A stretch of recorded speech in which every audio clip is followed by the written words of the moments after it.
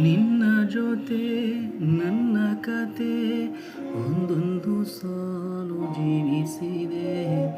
ನನ್ನ ಜೊತೆ ನಿನ್ನ ಕತೆ ಬೇರೊಂದು ಲೋಕ ಸೃಷ್ಟಿಸಿದೆ.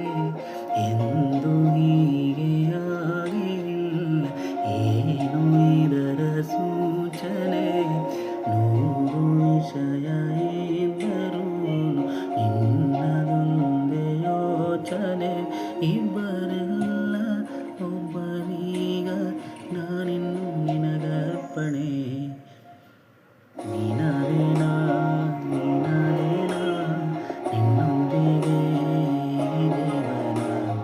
ನೀನಾದೇನಾ ನೀನಾದೇನಾ ನಿನ್ನೊಂದಿಗೆ ಈ ಜೀವನ.